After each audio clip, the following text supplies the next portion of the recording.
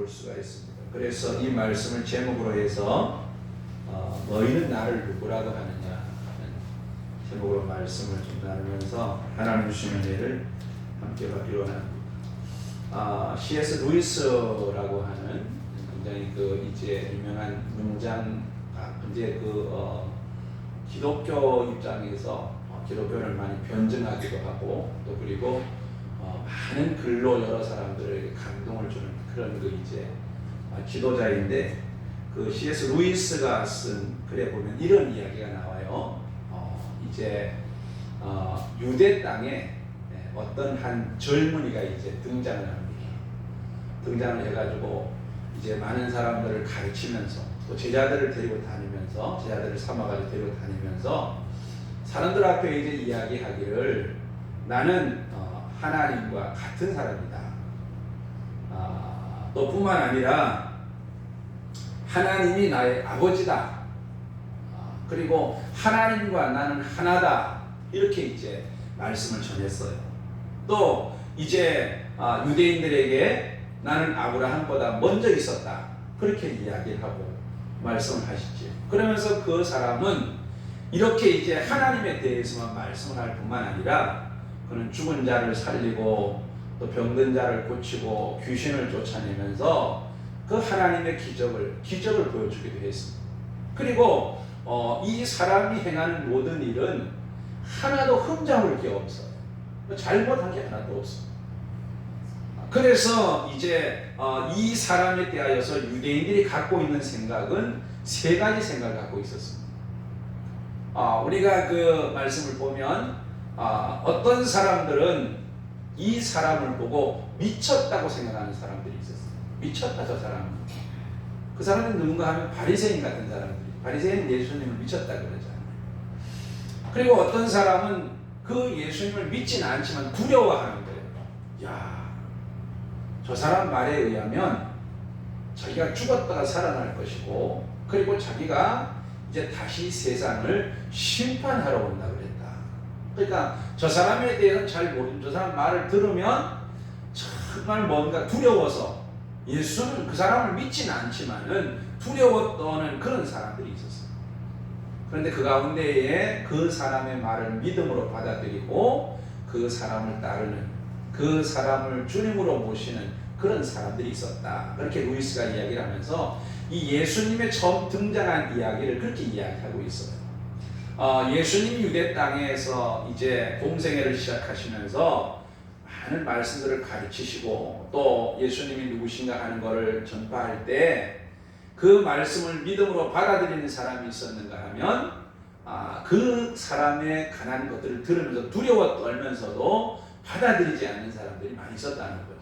또 그리고 어떤 사람들은 아예 그 사람을 미워하고 그 사람을 이제 미친 사람으로 귀신 들린 사람으로 그렇게 인정하고 그를 미워하는 그런 사람도 있었다는 이야기를 하고 있습니다. 그래서 우리가 예수님이 공생애를 시작할 때 유대인들의 입장에서 그렇게 세 부류의 사람이 있었습니다. 예수님께서 어느 날 그런 가운데서 제자들을 데리고 빌립보 가이사라를 지나면서 예수님께서 제자들에게 묻습니다. 사람들이 나를 누구라 그러느냐? 이제 예수님은 들려오는 사람들의 말들을 많이 듣고 계셨지만 그래도 제자들에게 물으셨어요. 사람들이 나를 누구라고 말하지? 그러니까 제자들이 그런 이야기를 합니다. 어떤 사람들은 죽었다가 살아난 세례 요한이라고도 하고 어떤 사람은 예레미야나 선지자라 그 선지자 가운데 한 사람이라고 합니다. 그렇게 이야기를 하죠. 예수님이 그 말씀을 들으시고 제자들에게 묻습니다. 그러면 사람들은 그렇게 이야기한다 하더라도 너희는 나를 누구라고 생각하냐? 너희 눈에 나는 누구냐? 너희에게 있어서 나는 누구냐? 그렇게 주님께서 물으셨어요. 이게 중요한 말이잖아요. 다른 사람이 예수님에 대해서 어떤 말을 하느냐 하는 게 중요한 게 아니고 내가 예수님께 대해서 어떤 믿음을 가지고 내가 예수님을 어떻게 알고 있냐 하는 것이 무엇보다도 중요한 거예요. 그래서 예수님께서 사람들은 그래도 너희 생각은 어떠냐? 너희는 나를 누구라고 생각하냐? 그렇게 묻죠. 그러니까 베드로가 예수님께 그런 고백을 합니다. 주는 그리스도시요 살아계신 하나님 아들입니다. 주라는 말 자체가 하나님이시라는 말이죠. 원래 그 이스라엘 백성들은 여호와라는 이름을 함부로 쓰지를 못했습니다. 그런가 하면 하나님의 이름을 함부로 쓰면 죄 없다 하지 않는다고 말씀했기 때문에 여호와의 이름을 함부로 부르지도 않았고 쓰지도 않았어요. 그래서 서기관들이 성경을 대필할 때에 그 파피루스에다 성경을 대필할 때에 여호와라는 이름이 나오면 목욕을 탁 하고 그리고 붓을 탁 빨아가지고 그리고 여호와라는 이름을 썼어요. 왜 그런가 하면 하나님의 이름을 함부로 부르면 죄가 된다고 말씀했기 때문에 혹시라도 부정한 가운데 하나님의 이름을 쓸까봐 그렇게 해가지고 하나님 이름을 썼다고 기록을 하고 있습니다. 그런데 여호와라는 이름을 못 부르니까 이제 그게 두려우니까 야훼라는 이름으로 바꿔서 불렀어요. 야훼라는 이름으로 부르다가 이제 그것이 큐리오스라는 말로 바꿔지고 그것을 주님이라는 말로 바꿔졌어요. 그래서 그 말을 거슬러 올라가 보면 주라는 말이 결국은 하나님이시라는 이야기를 하고 있는 거예요. 그러니까 당신은 하나님이십니다. 그리고 당신은 그리스도입니다. 그리고 당신은 하나님의 아들이십니다. 하나님의 아들이라는 말 자체가 하나님이라는 말과 같은 말이죠. 하나님의 아들은 하나님이시다. 그래서 당신은 하나님이시면서 하나님의 아들이시고 당신은 그리스도입니다. 이스라엘 백성들이 기다리던 그 메시아 그리스도입니다. 그렇게 이야기했습니다. 예수님께서 그 말씀을 들으시고 바요나 시몬아 내가 참 복이 있다. 이를 알게 한 이는 혈육이 아니고 하늘에 계신 내 아버지시다. 이렇게 말씀합니다. 예수님을 바르게 알 수 있도록 바르게 볼 수 있도록 그리고 바르게 믿을 수 있도록 그렇게 하신 것은 사람의 지혜가 아니라 하나님의 은혜 때문에 하나님의 은혜로 인하여서 그렇게 믿을 수 있고 그렇게 예수님을 알 수 있다 그렇게 말씀하고 있는 걸 볼 수가 있습니다. 여러분 앞서 말씀드린 것처럼 유대 땅에 나타났던 예수님 유대인들은 당황할 수밖에 없었죠. 여러분 유대인들의 생각에는 하나님은 이 세상에 계시는 것이 아니고 하나님은 우리가 사는 이 세상 밖에 계셔서 이 세상을 창조하시고 이 세상을 섭리하시고 통치하시는 그런 하나님이시다. 아주 거룩하시고 그리고 영광스러우시고 우리가 가까이 할 수 없는 그런 영광 가운데 거하시는 분이라고 그렇게 믿고 있었어요. 그러한 유대인들 앞에 어떤 사람이 나타나서 나는 하나님과 하나다. 나는 하나님과 함께 있었다는 말씀을 하고 그리고 그가 정말 나는 하나님께로부터 보냄을 받았다 하는 그런 이야기를 할 때 유대인들은 받아들일 수가 없었던 거죠. 왜 그런가 하면 유대인의 그들이 갖고 있는 하나님에 대한 생각 이 세계에 대한 생각하고 예수님 말씀하시는 건 너무나 달랐다는 거예요.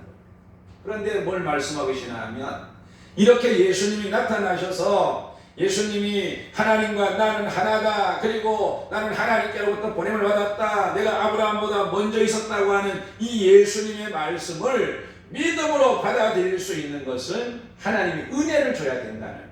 하나님의 은혜를 주지 않으면 누구도 예수님을 믿고 받아들일 수 없다고 하는 사실을 말씀하고 있습니다. 그래서 우리가 여러분 오늘 내가 예수님이 누구인가 하는 것을 제대로 알 수 있다는 것은 하나님이 나에게 은혜를 베푸시고 하나님이 나에게 복을 주셨다는 사실을 말씀하고 있는 그런 말씀이지. 여러분 우리가 예수를 알지 못하는 사람 세상 사람들도 예수님에 대하여서 각기 나름대로 생각을 하고 있습니다. 도덕을 추구하는 사람은 예수님을 도덕가로 이야기합니다. 교육을 주장하는 사람은 예수님을 교육가 입장에서 이야기해요. 또 그리고 예수님이 참으로 이제 성전을 깨끗게 하시는 이런 일을 바라보고 사회혁명가된 예수님을 혁명가라고 이야기하기도 합니다. 병자들을 불쌍히 여기고 그들을 돌보는 그런 예수님을 향해서 박애주의자라고 이야기하는 사람도 있어요. 물론 그들이 모두가 다 예수님을 보고 자기 나름대로 이제 그렇게 예수님을 이야기하고 있지만 이러한 눈으로 예수님을 바라보는 것은 예수님을 바르게 보는 것이 아니라는 거죠. 인간적인 관점에서 예수님을 보고 있다는 것.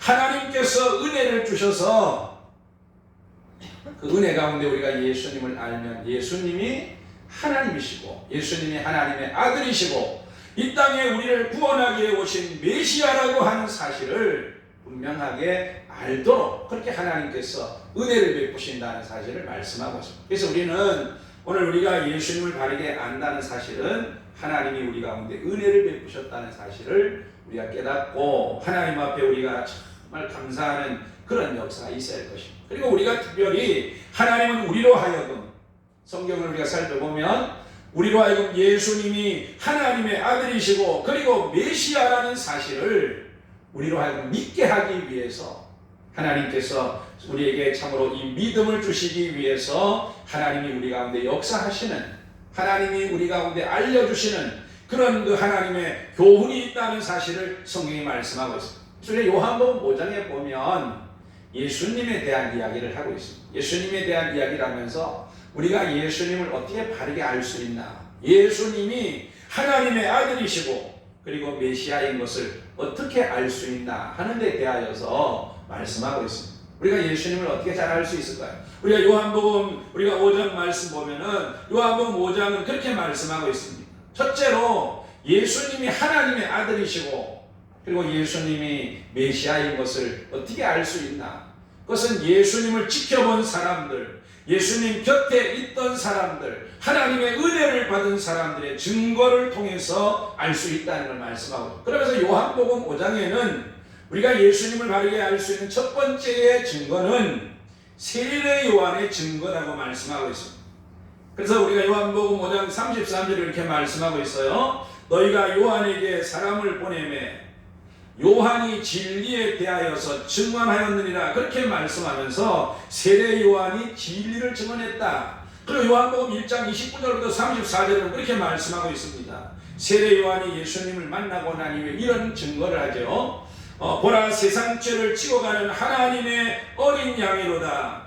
그는 나보다 먼저 계신 분이시며, 그렇게 요한 세례 요한이 증거하고 있어요. 특별히 세례 요한은 예수님보다 6개월 먼저 태어난 사람입니다. 예수님의 길을 예비하기 위해서 그는 이 땅에 보냄을 받았다는 사실을 증거하고 있습니다.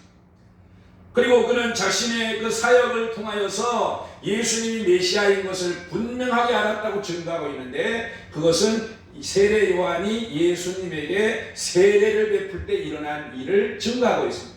그러면서 자기가 이 예수님이 하나님의 아들인 것을, 메시아인 것을 어떻게 알았나 하면 세례 줄 때 알았다는 거예요. 여러분, 요한, 세례 요한에게 예수님이 세례를 받으러 갈 때 요한이 처음에 예수님이 자기에게 세례 받는 것을 거부합니다. 주님, 내가 주님에게 세례를 받아야 할 텐데 주님이 나에게 세례를 받으시다니요. 그러니 예수님 그 말씀하죠. 아니다, 내가 그렇게 해야 하나님의 의를 이룰 수 있느니라. 예수님은 하나님의 뜻에 순종하셔서 세례 요한에게 물로 세례를 받으셨어요. 요단강에서 세례를 받을 때 예수님이 물에 잠겼다가 이제 물에서 올라오실 때에 이제 두 가지 증상이 나타났습니다. 첫째로 하늘에서 음성이 들렸습니다. 너는 내 사랑하는 아들이다 하는 음성이 하나님께로부터 들렸어요. 그리고 이제 이 세례받고 올라오는 예수님의 머리 위에 성령이 비둘기 같은 형상으로 예수님의 머리 위에 임하시는 것을 봤습니다. 그러면서 세례 요한이 그런 말합니다. 구약 성경에 내가 세례를 베풀 때 성령이 임하시는 사람을 보면 그 사람이 메시아인 것을 알라고 하나님이 말씀했다는 거죠.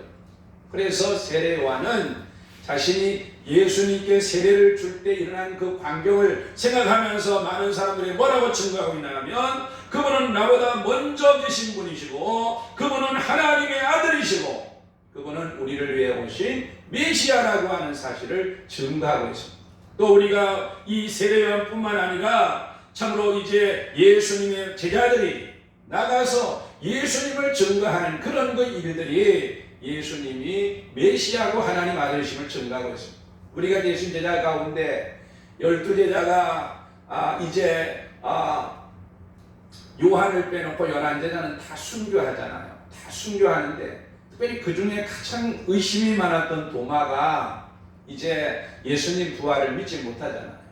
그래서 10명의 제자가 예수님이 부활하셔서 살아나셔서 우리 가운데 오셨다. 그래서 그분이 우리 가운데 오셔서 그 살아계신 모습을 보여줬다고 10명의 제자가 이야기를 하지만 이 도마가 믿지를 않아요.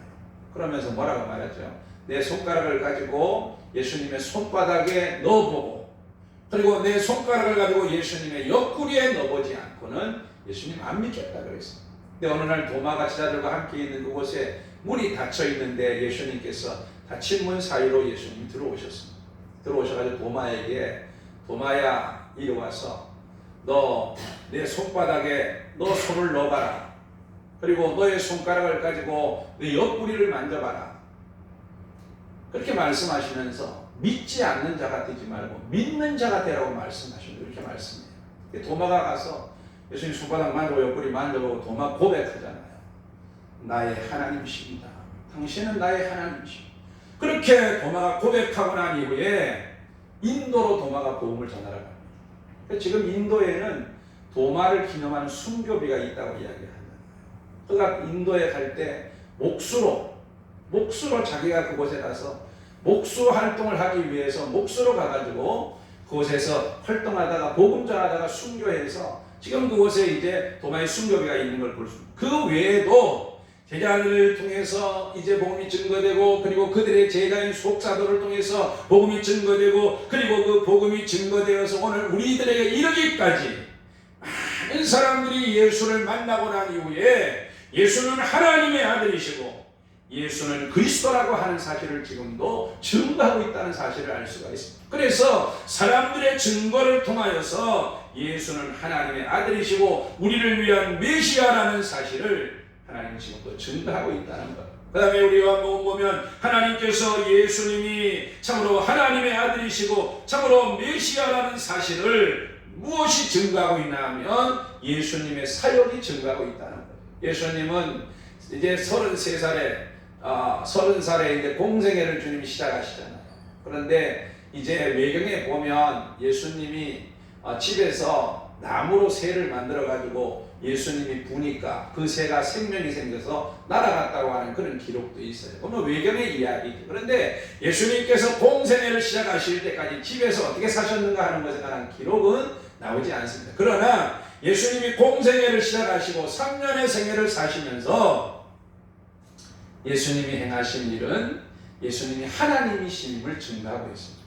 죽었던 사람을 살리시고 바람과 바다를 잔잔하게 하고 말씀 한마디로 귀신을 쫓아내고 말씀 한마디로 죽었던 자를 살리고 예수님의 말씀을 듣는 모든 사람들이 놀라잖아요. 우리가 이제 예수님이 고향 동네 가가지고 말씀을 전합니다. 말씀을 전할 때에 예수님이 누구인가 하는 아는 사람들이 예수님이 마리아의 아들이라는 사실을 알고 있는데 그 예수님의 가르치심 때문에 그들이 깜짝 놀랍니다. 그러면 성경은 말씀하기를 예수님의 가르침이 권세가 있어서 바리새인과 사두개인 같지 않았다고 말씀하시면서 예수님의 이러한 사역이 예수님이 곧 하나님이심을 증거해주고 있다고 하는 사실을 말씀하고 있습니다. 그리고 우리가 특별히 우리가 이제 구약 성경은 장차 오실 예수님에 대해서 말씀하고 있죠. 특별히 구약 성경 가운데 복음서라고 할 수 있는 이사야서 같은 경우는 예수님이 이 땅에 오셔서 행하실 사역을 자세하게 예언하고 있습니다.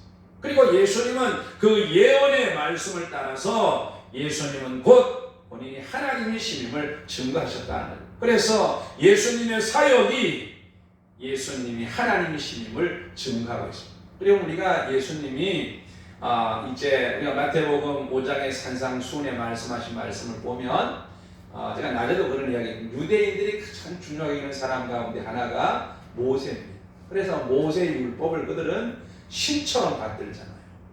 근데 예수님이 오셔서 그런 말씀을 합니다. 너희가 율법에서 이런 말을 들었다. 너희가 원수를 미워하라는 말을 들었지만 나는 너희에게 이르노니.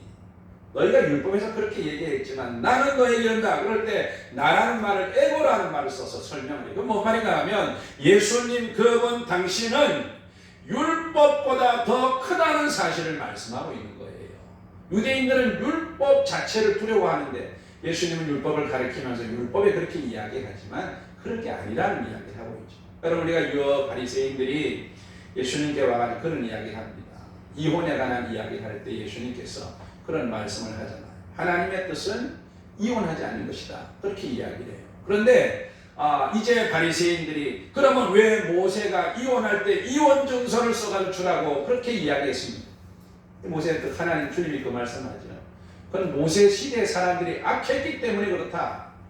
모세 시대 사람들이 남자들이 함부로 아내를 쫓아냈기 때문에 이혼 증서를 써서 내보내라는 말은 신중하게 그리고 그 증서를 쓰므로 말미암아 이제 함부로 쫓아내지 못하게 하기 위해서 그렇게 한 거지, 모세가 이혼을 하라고 이야기한 건 아니다.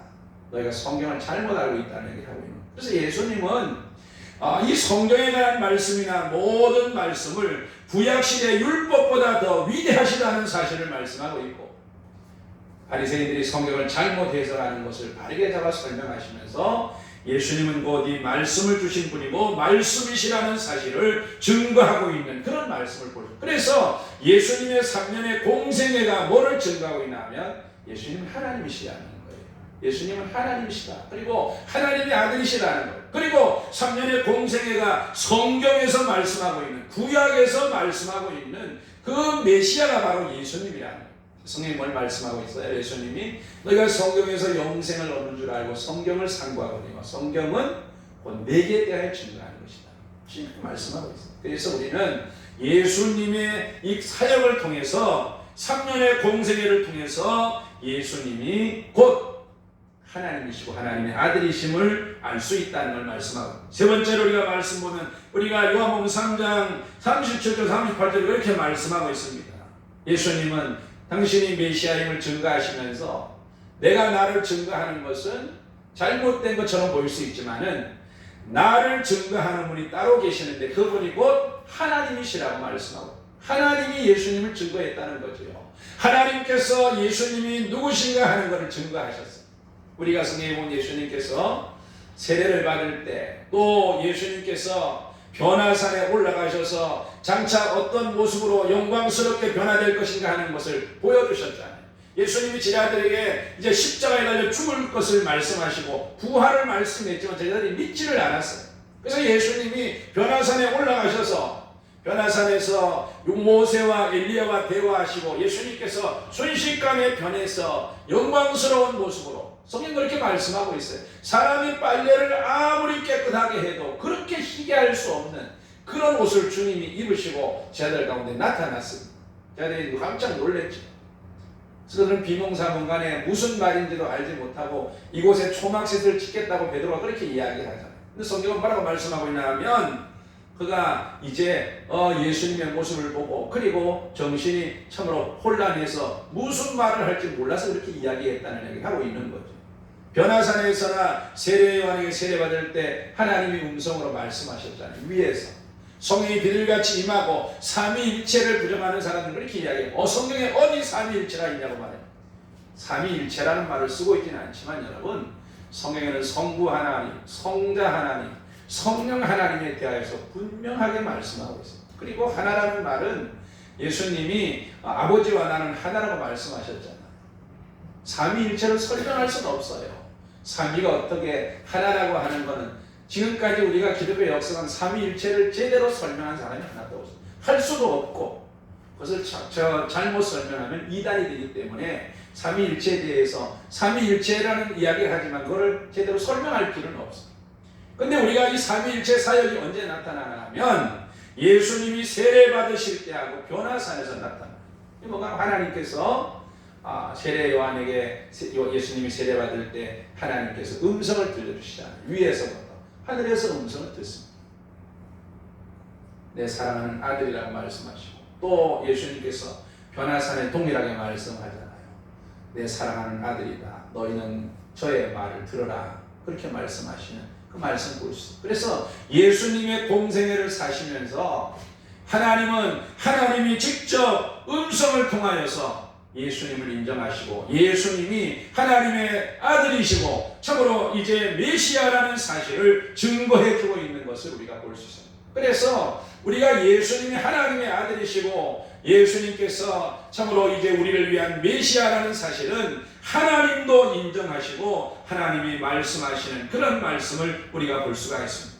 그 다음에 우리가 마지막으로 예수님이 하나님의 아들이심을 증거해주고 있고 하나님이심을 증거해주는 것이 성경입니다. 성경. 그래서 예수님 그 말씀하시죠.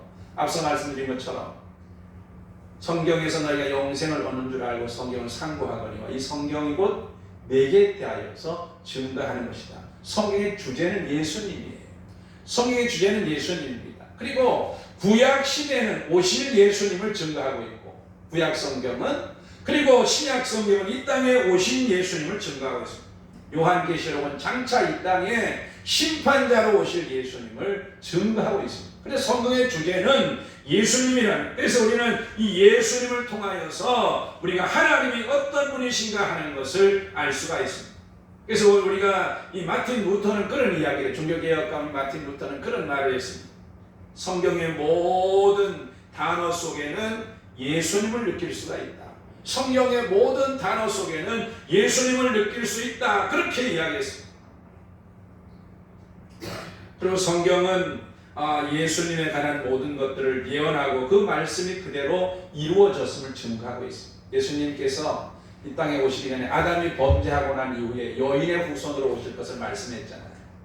그리고 예수님께서 여인의 후손으로 오시겠다고 말씀하신 그 예수님 태어나기 700년 전에 이제 그 여인은 좀 더 구체적으로 처녀의 몸을 통해서 태어날 것이다. 그렇게 말씀합니다. 그리고 처녀의 몸을 통해서 태어나실 예수님은 베들레헴에서 태어날 것이라고 하는 것을 구약 성경이 증거하고 있습니다. 그리고 예수님 이 땅에 오셔서 어떻게 사시다가 어떻게 죽으실 것을 구약 성경이 말씀하고, 어디에서 죽으실 것을 말씀하셨고, 또 예수님께서 누구의 무덤에 묻히실 것을 구약 성경이 증거하셨고, 또 예수님께서 3일 만에 살아날 것을 구약 성경이 예언했습니다. 그리고 예언한 대로 예수님이 그대로 살아나셨습니다. 그대로 다 이루어졌다는 거죠. 그래서 성경은 우리에게 예수님이 인간이 아니라 그분은 하나님이시고, 그분은 하나님의 아들이시고, 그분은 우리의 구주시라는 사실을 증거해 주면서 우리로 하여금 이 사실을 믿음으로 받아들이게 해서 우리가 참으로 예수님을 바르게 알 수 있도록 하나님이 오늘도 우리 가운데 은혜를 베푸신다는 사실을 말씀하고 있습니다. 이제 말씀 맺길 원하는데, 하나님은 오늘도 우리로 하여금 예수님을 알고 믿을 수 있도록 하나님 은혜를 베풀어 주시죠. 우리가 여러분 예수님을 나의 주님으로, 나의 하나님으로, 나의 구세주로 믿고 고백하는 그런 믿음은 성령이 주시는 은혜 속에 이루어지지만, 우리가 예수님을 알고 우리가 예수님에 대해서 더 많은 것들을 배우고 깨닫기 위해서 우리의 신앙이, 하나님 앞에 예수님을 향한 우리의 신앙이 바르게 서기 위해서 하나님은 오늘도 우리 주변에 예수님을 만난 사람들을 통하여서, 또 뿐만 아니라 우리가 성경을 통하여서 하나님이 직접 또 예수님이 하신 사역을 통하여서 오늘도 예수님은 성경을 통해 우리가 예수님이 어떤 분이신가 하는 것을 바르게 알고 믿을 수 있도록 지금도 은혜를 부어주고 계신다는 사실을 기억하고, 날마다 하나님 말씀과 예수님의 사역과, 그리고 우리가 날마다 하나님의 증거와, 그리고 우리 주변에 많은 하나님을 만난, 예수님을 만난 그런 사람들을 통하여서 우리의 신앙을 날마다 굳게 세우고 하나님 주시는 은혜를 누리는 그런 역사가 있기를 주의 이름으로 축복합니다. 기도드리겠어요. 고마우신 하나님 감사합니다. 우리에게 귀한 믿음을 주셔서 그 믿음을 통하여 우리가 예수님이 어떤 분이신가 하는 것을 알게 하시고, 우리가 하나님 아버지 마음으로 믿고 입으로 고백할 수 있는 신앙의 자리에 우리를 세워주신 것을 감사합니다. 우리의 신앙이 언제나 주님을 기쁘시게 했던 베드로의 신앙 고백과 같은 신앙이 날마다 우리 속에 있어지게 하여 주시고, 또 하나님 아버지 오늘도 예수님을 만난 사람들을 통하여서, 또 하나님 오늘도 참으로 예수님의 사역을 통하여, 하나님의 증거를 통하여, 성경을 통하여 우리의 믿음을 굳게 하시고 우리의 믿음을 아름답게 세워가시는 하나님의 은혜 속에 우리가 올바른 신앙의 고백을 하며 살아갈 수 있도록 우리를 축복하여 주시옵소서. 한 주간도 세상 나가 살 때에 올바른 믿음을 가지고 세상을 살아갈 수 있도록, 주님을 향한 올바른 신앙 고백을 가지고 세상을 이기며 살아갈 수 있도록 우리를 성령으로 인도하여 주옵소서. 거룩하신 예수님 이름으로 감사하며 기도드리옵나이다.